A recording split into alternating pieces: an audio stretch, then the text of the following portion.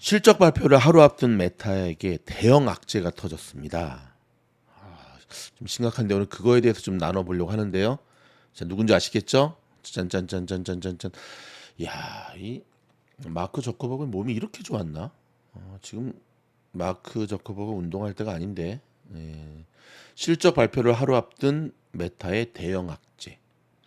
뉴스를 통해 들으신 분이 있으실 것 같은데요. 미국의 41개의 주에서 메타의 과도한 중독성, 메타 인스타그램 같은 회사죠. 집단 소송을 제기했습니다. 캘리포니아주와 콜로라도주를 비롯한 33개 주 정부는 현지 시각으로 메타가 페이스북과 인스타그램의 과도한 중독성으로 어린이와 10대의 정신 건강에 피해를 주고 있다면서 캘리포니아 북부 지방 법원에 소송을 제기했는데요. 워싱턴 DC와 다른 8개 주도 같은 취지로 각각의 연방 법원 등에 소송을 냈습니다.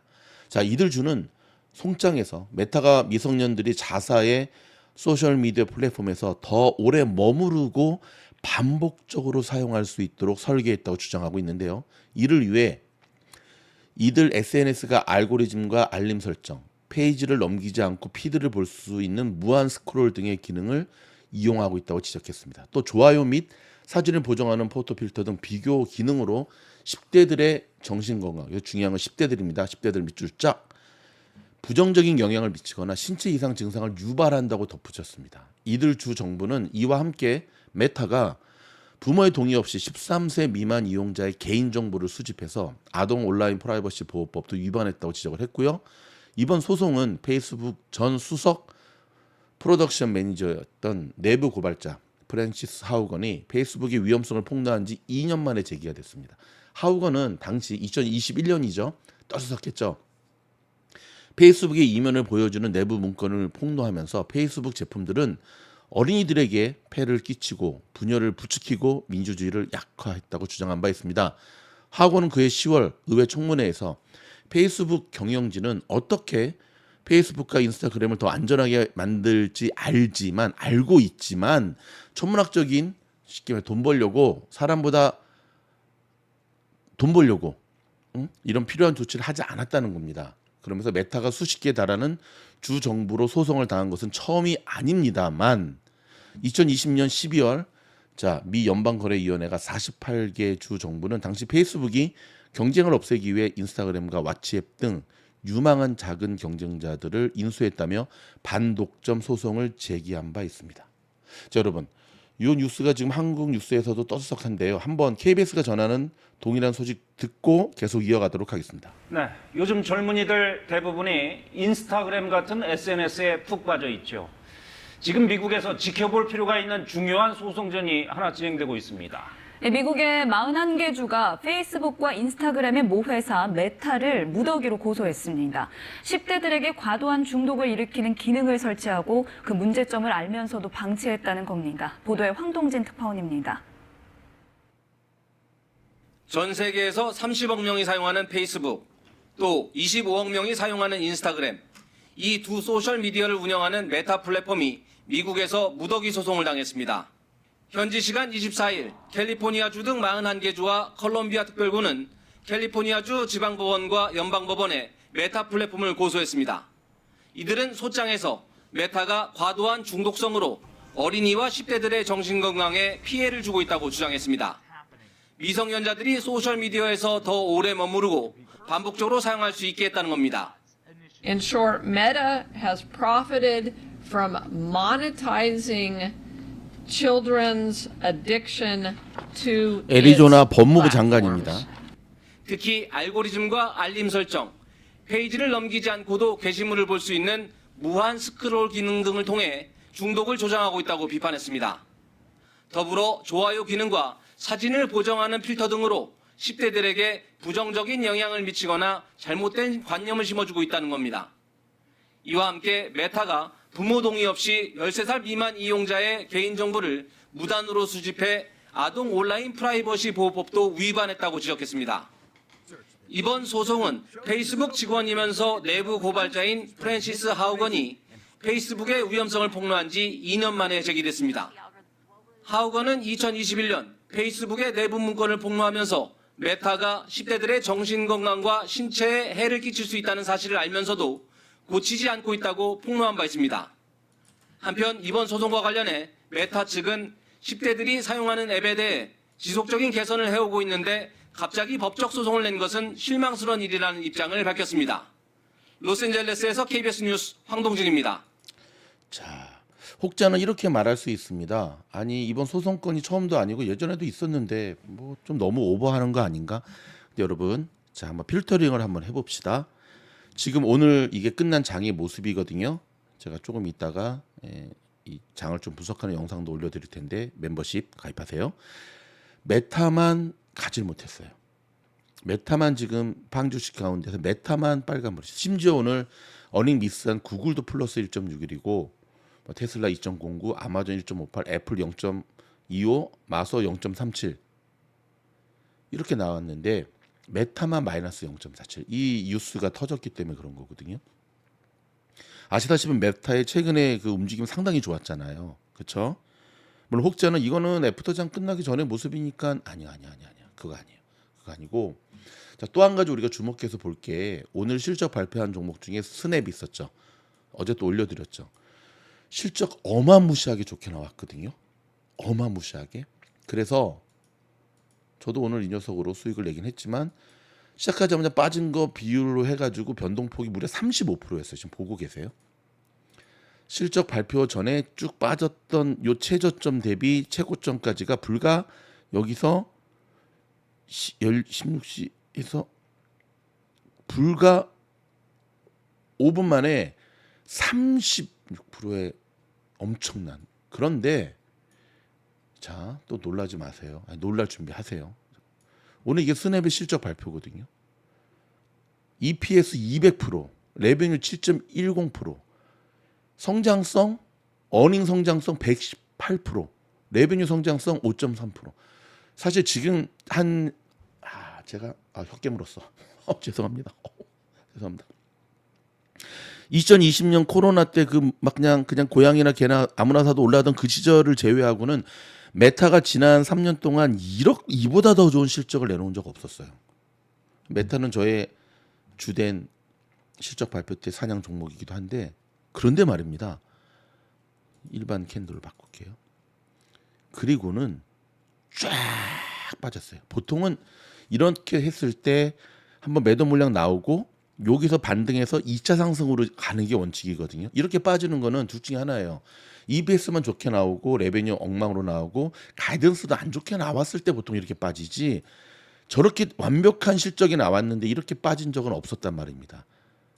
좀 전에 보도해드렸던 메타의 저 뉴스 때문이에요, 여러분. 같은 SNS, 스냅. 미국에 사는 아이들, 젊은이들이 많이 하는. 자, 또 한 가지. 소송이 예전에도 있었죠. 어떻게 해서 잘 합의가 됐고 이렇게 무마하고 이렇게 했죠. 근데 문제는 자, 여러분 미국은 소송의 천국이라 그러잖아요. 이기지 못할 소송은 하지 않아요. 또는 뭔가를 걸어가지고 좀 돈을 뜯어낼 만한 소송이 없으면 하지 않는다. 왜 변호사비 장난 아니거든요. 그래서 심지어는 뭐 자동차 교통사고 변호사 같은 경우는 돈을 한 푼도 안 받고도 소송을 받죠. 케이스를. 왜? 이기면 나눠 갖겠다. 그러니까 이기지 않을 케이스는 안 받는 거예요. 저도 미국에서 교통사고 몇 번 당해서 미국은 나쁜 맘 먹는 게 아니라 미국에서는 여러분 차 사고 나면 무조건 변호사 사야 돼요. 무조건 사야 돼요. 그냥 엄마하고 아들 타고 다니다 사고 나도 그래도 사야 돼. 사야 돼. 자, 그건 좀 딴 얘기니까. 몇 년이 지났는데 대형 소송으로 세 번째인데 그들이 왜 했을까? 거기다 내부 고발자. 충분히 준비를 한 거죠. 충분히 준비를 한 거죠. 저는 오늘 이 뉴스를 딱 접하면서 어떤 생각이 딱 들었냐면 첫 번째는 스냅 생각이 딱 났고 되게 이상했거든요. 오늘 왜 이렇게 빠질 수가 없는데 뭐 결과론적으로는 플러스 0.41이지만 이건 실패죠. 20몇 %까지 쳐 올렸다가 이렇게 내려간 거는. 그렇죠? 아, 저 영향이었구나.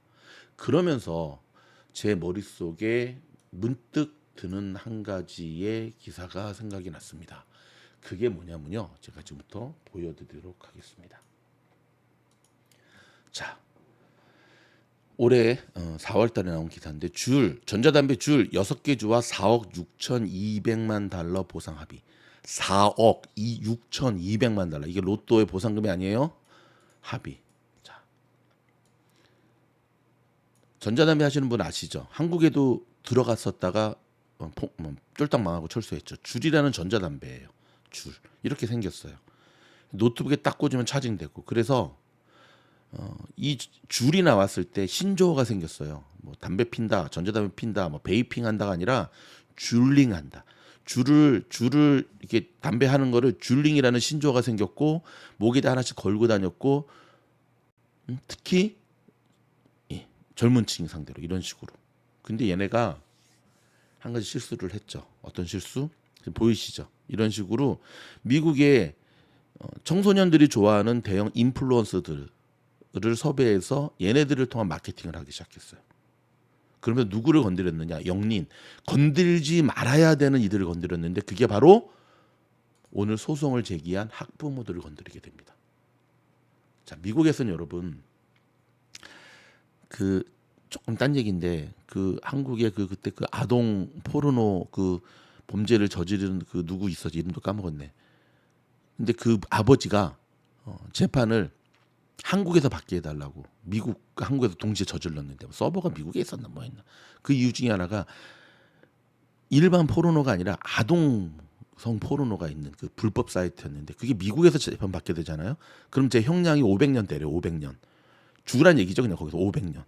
한국은 뭐 미안한 얘기지만 뭐 로펌 큰 데 쓰고 쭉 하면은 뭐 그냥 이렇게 무기징역 뭐 20년 10년 때렸다가 또 이렇게 해가지고 뭐 5, 6년이면 나오죠.